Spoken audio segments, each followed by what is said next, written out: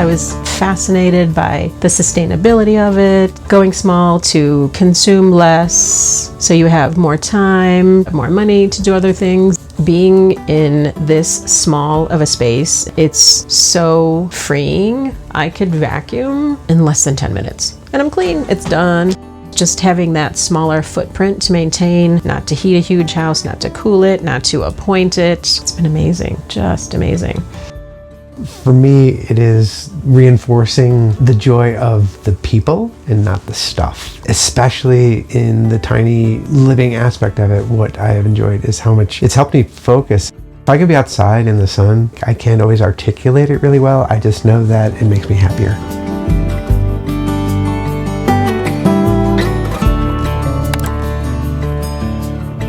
Hi, I'm Trish. Hi, I'm Tony.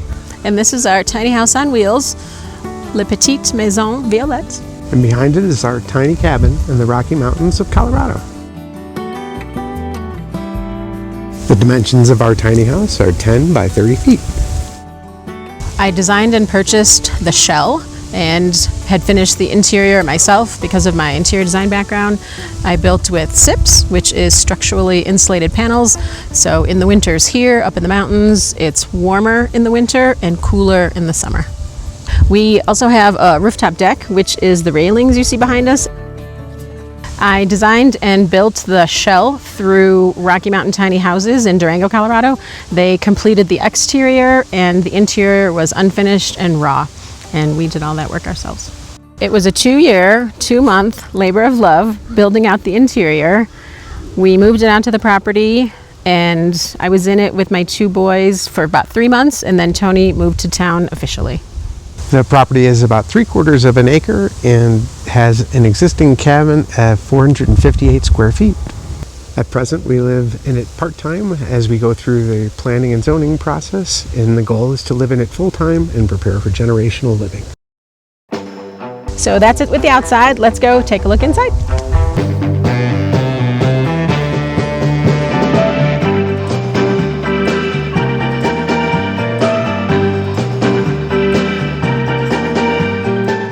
Welcome to our 300 square foot tiny house.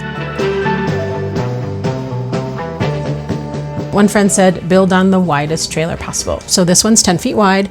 I wanted this main space to be big, so it's 16 feet long by 10 feet wide. And when it arrived, the interior was completely unfinished. Everything that you see now, none of that was here. And we built with SIPs. It's an ice cream sandwich of this insulation so that there is no thermal bridging. So we're starting here in the kitchen, and we have 8 feet of counter space that I stained myself with an amazing product called Unicorn Spit. We made a cutting board, and then for when we have brunches or friends over, this can be another space where we can put food. All the cabinets I got from Habitat for Humanity, which is my biggest win. I got one from Home Depot, so they would all match, but there are 1, 2, 3, and there's 2 more in the bathroom. All of those cabinets cost less than this single brand new one from Home Depot. Search your local stores, find the resources to get the things. And then this is my favorite. This was in my mom's house, and it is now our pantry. And it's kind of cool because it rolls up and then and use. Down below we have a microwave / convection oven / air fryer, and then down below that, this is my boys' must-have. This is the drawer dishwasher. So you can fit multiple appliances in the same footprint. We kept the bedroom small because we knew that we wanted a big space where all of us could hang out at the same time, whether we're sitting here, reading, watching something. We just wanted this to kind of be the hub. I always knew that I wanted this type of sofa, but what I did not factor in is the wheel well for the triple axle. One of my friends built this shelf, but otherwise we've got games and stuff underneath. Inside it lifts up and then stores as much as you want. Did you know estate planning isn't just for the wealthy? It's for families like mine and for anyone who wants to protect what matters most. It doesn't have to be intimidating. Thanks to Trust and Will, this simple digital solution helps you create state-specific estate planning documents with ease. When big life moments happen, like having a baby, buying a home, or dealing with health scares. It's important to get your estate planning in order. They offer will and trust-based plans to fit all stages of life, with tools to protect your family. Not sure what's right for you? Use their easy quiz to find your ideal plan. Christian and I are so grateful for the straightforward online service to plan for our future, including securing our tiny homestead and providing clarity for our loved ones when the time comes. Are you ready to protect what matters most? Trust and Will makes estate planning simple, affordable, and online. Get your plan in place today and save 20% with our code TUBE20. Scan the QR code on the screen or use our link in the description below. This is my little green desk from my parents' house. It's really cute. Stores everything we need for my tiny office. And I liked the clear chair because despite the fact that I needed one here, I didn't want anything to look heavy. So hence the lucite, it kind of disappears into the background. And then this is a folding skateboard ladder that I designed with another friend who helped me build out stuff in the tiny house. And we sourced all of these from like local thrift shops, and you grab onto the handle when you go up. So it's easier than it looks once you know how to do it. Okay, so up this ladder is my oldest loft, Zach. Hi. So this is Zach's loft. He designed it because he wanted to have a surface to do his video production work, and the closet, he said he wanted no curtain, no door, because if I can see it, I'll keep it more organized. And I'm like, ooh, I love you even more now. When I designed the lofts, we all wanted our private space to have it be quiet and to block out noise from other areas of the house and light pollution as well. So he selected room darkening curtains, and his trapdoor is actually kind of cool. It's in two pieces. We always have to knock and make sure, is it okay to come up? Because you don't want to knock anything off in case there's work going on. This is one of the ways that we can get out onto the rooftop deck. There's also an egress window out through the other loft on the other side. So you can come at it or go back down from both sides of the house.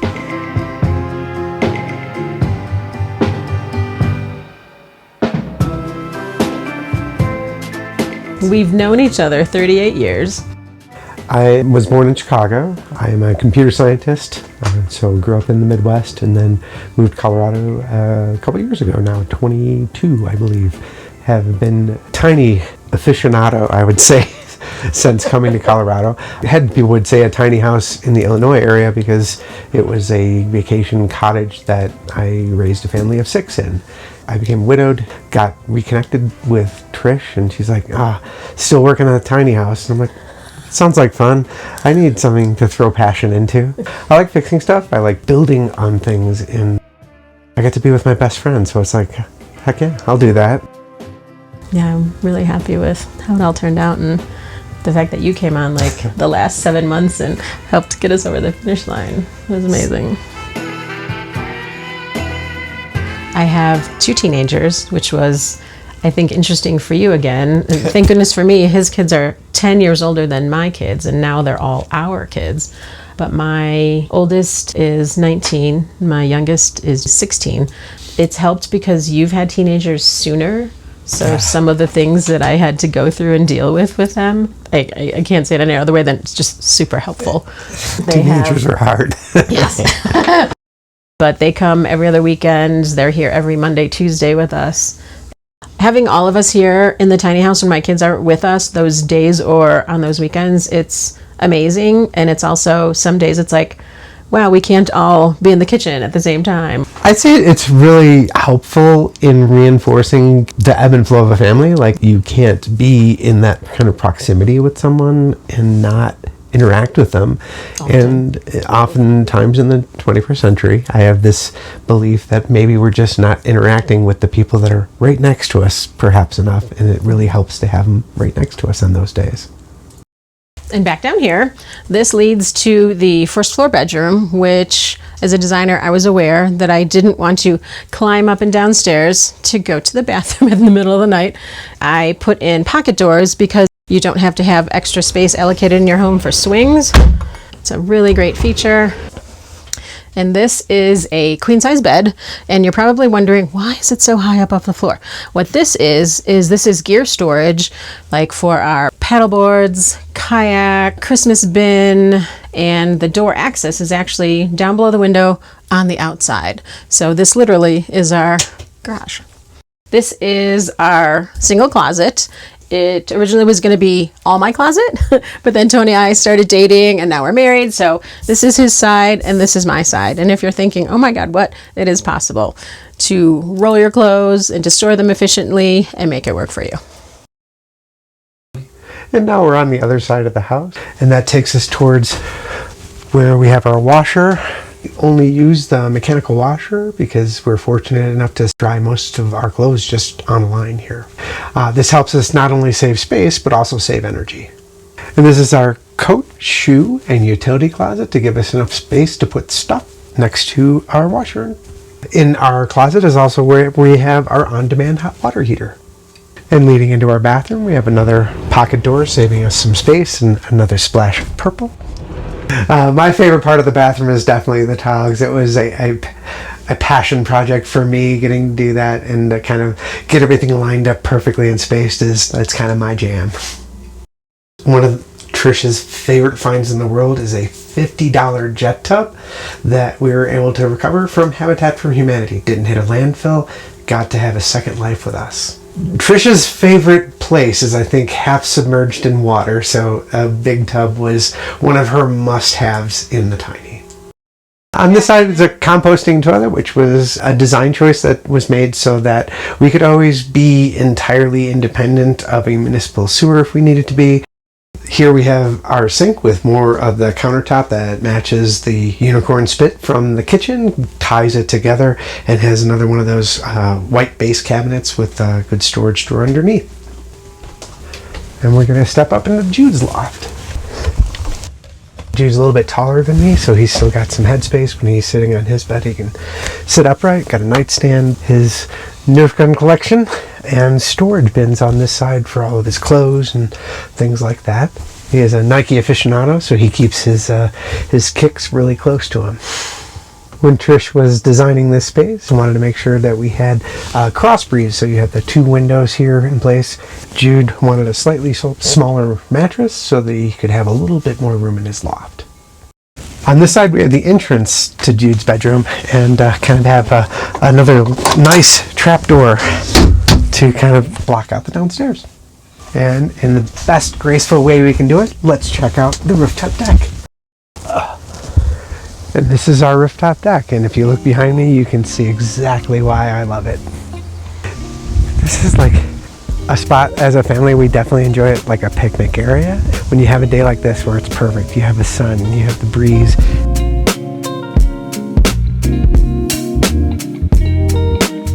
I think I put down $20,000 to have the shell created, and then the balance of it, which was I think $32,000. And I had so many friends and even clients come and work on it with me, and I hired a few people and we finished the inside. So I would say maybe $62,000. So it can be done, but we did a lot of the sweat equity ourselves.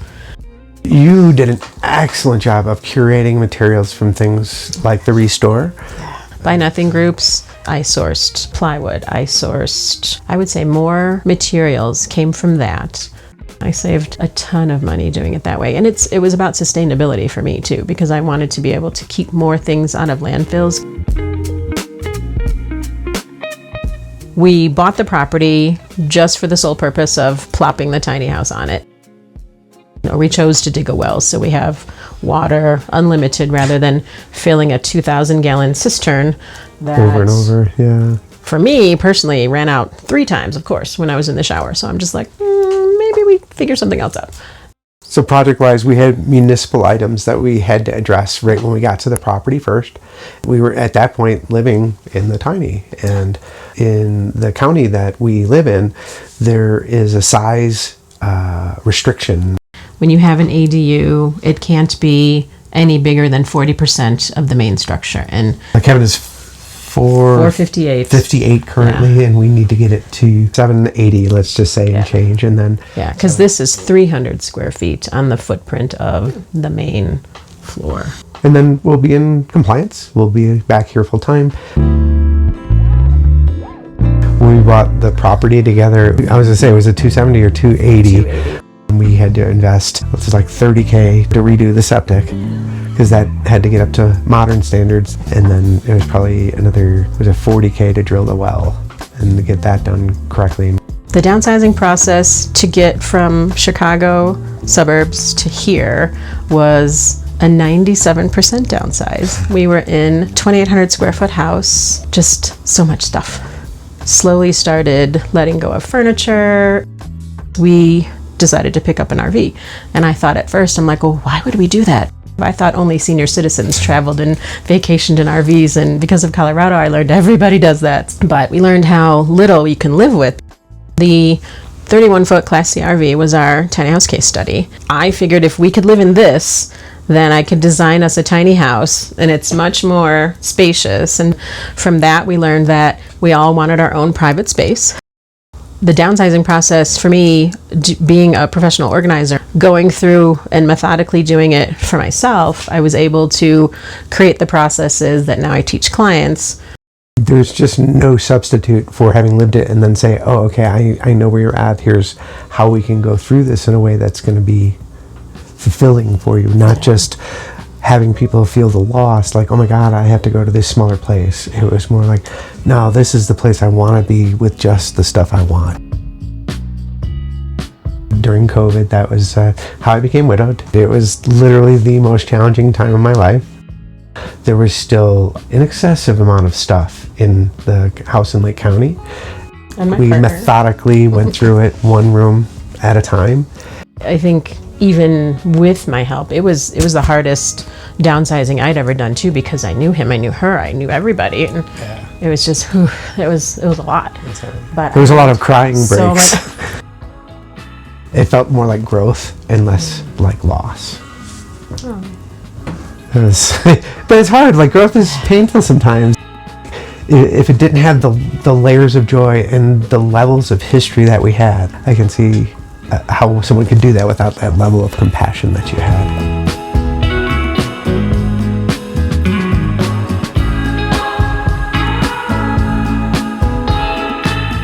Thanks for stopping by Tiny House Expedition. I'm Alexis. And I'm Christian, and this is our DIY tiny house on our homestead in Oregon. Looking for more tiny inspiration? Watch these videos. But if you're looking for something specific, visit our channel homepage to browse tiny homes by category. And don't forget to subscribe. Hope to see you soon.